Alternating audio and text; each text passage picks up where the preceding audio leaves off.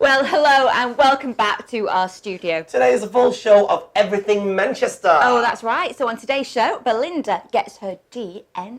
Yeah, and not in the Jeremy Kyle way. We went to a place called Evergreen, and using an app and a swab can tell you exactly what's going on inside you, as in deep inside.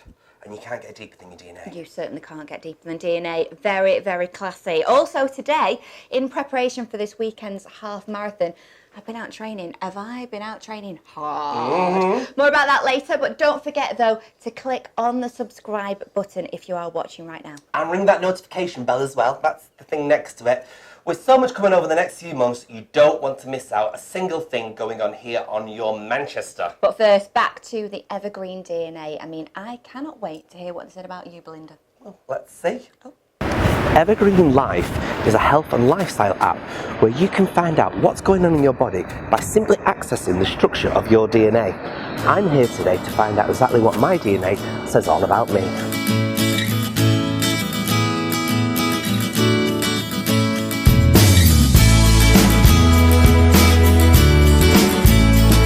Okay, so we're here now with the CEO of Evergreen Life. Now, what a fabulous, fascinating thing to do. What made you come up with the idea? Well, I suppose I've worked in the NHS for some years, and what I realised is we've spent a lot of time helping people when they're sick, which is obviously a fabulous thing to be able to do. But we don't spend much time about helping people be well. So actually avoiding sickness. Yeah. So yeah, what the DNA test is all about is that first step on the journey, because everybody can do that the second they're born, can't they? And find out what kind of things you need to do to be well. It's just, I just don't understand how a swab that you take from a kit that is quite easily sent to you as well, because that's another good thing. You don't have to really go out and get it, do you? It comes to you, you have a little swab, and then you can find out basically what you're doing right, what perhaps you can improve on, and what can basically make you tick along better. That's right, that's right. Obviously, what we're trying to find out about you is how you were originally, the instruction set that made you. Yeah. Right? And then if you understand that instruction set that made you, then what you can do is decide those things in life that will be right for your instruction set. Yeah. Yeah. Because there's a lot of people still say that they're particularly this size because of the DNA, and it's not necessarily a true thing, is it? Well, you can't get away from the fact that if you eat too much, you will get fat. Exactly. Yeah, unless you're very, very ill. Yeah. So you can't get away from that. But there is some truth in the fact that some people, for example, if they continue eating a lot of fat, you can only metabolise so much. I'm one of those. So I could eat more fat, and actually I wouldn't be able to metabolise it. So it's not as simple as what goes in makes you fat. So for people that don't know about the process of this, they download the app first of all, would you say? Yeah, you can either do it straight from the website, or you can download the app and order it. It's up to you.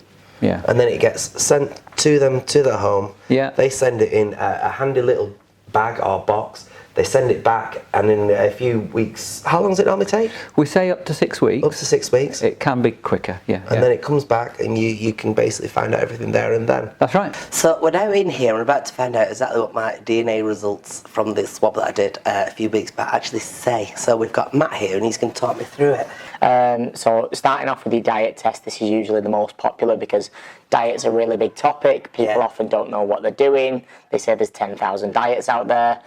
People often struggle to stick to any of them. So we have a bunch of different test results here. So our first one's lactose intolerance, and this is a really interesting one for you. Are you in fact lactose intolerant? No. No.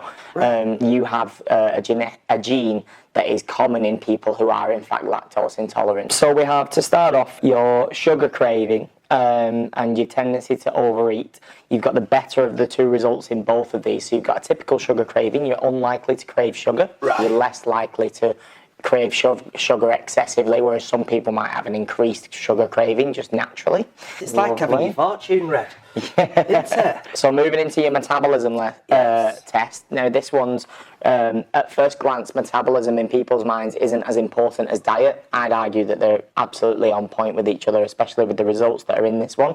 So you've got an overall reduced metabolism of carbs, which suggests that lowering the amount of carbs in your diet may have a positive effect on you.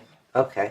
This is because this gene is associated with when people take in carbohydrates, their resting blood sugar levels increase for a prolonged period of time. So say if I'm just an average Joe and I've got a normal metabolism, if we eat the same food, my blood sugar is going to raise. Give it an hour, it will come back down. Yours is going to raise. Give it 3 hours, it will come back down. And all that's found out by just simply getting one of these kits, swabbing the inside of your cheek. There you go. And away you go. That's it. It's amazing. Well, thank you very much for your time. Thank you. Thank you. Did you find that exciting? I did, I really did. All those things that I never knew about you. I know. And there's another person here that we don't know much about. No. But she tells us a lot about soaps. And her friends. And her best friends, yes. Should we pass over? Take it away, Hayley, love.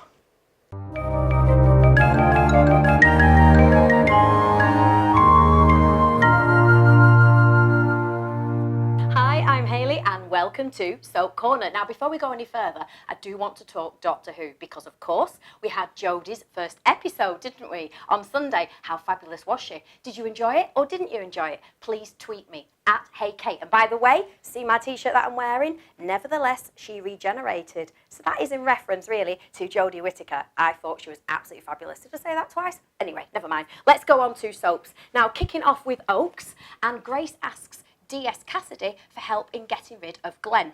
Joel visits Pete in prison. He tries to get Pete to admit what he did to Cleo. Now, that is a fantastic storyline. They're doing it so well, as Hollyoaks always do. Over to Corrie, and Nick will be back on those cobbles on Friday, but David will reject him. Will they overcome their differences? Will Nick and Leanne get back together? Michelle and Ryan and Ali, they set off to ask the police for protection, but Ronan actually follows them.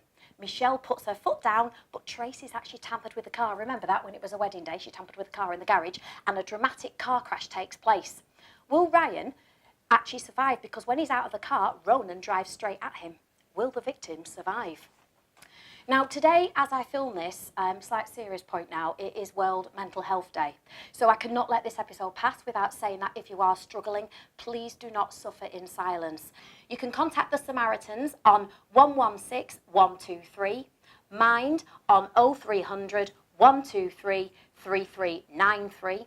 And if you are in Manchester, the LGBT Foundation also offers support. Their helpline is 0345 330 3030.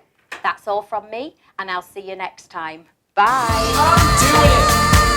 I'm really doing it. Now.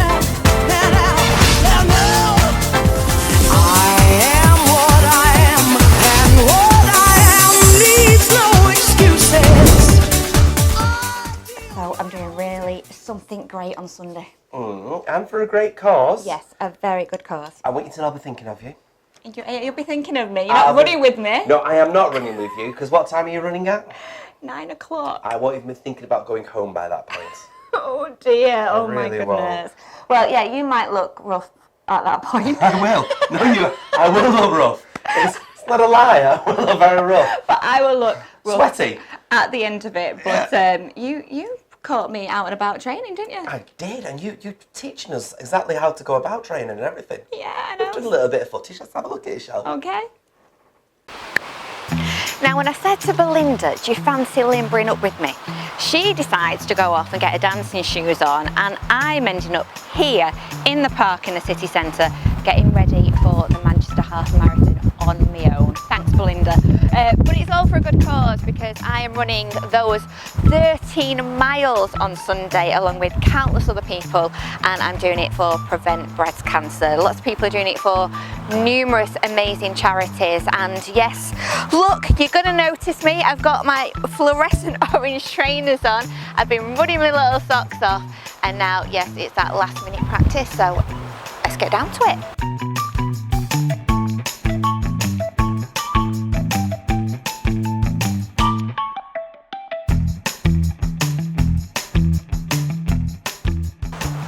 So here is Shel's top tips to running the half marathon.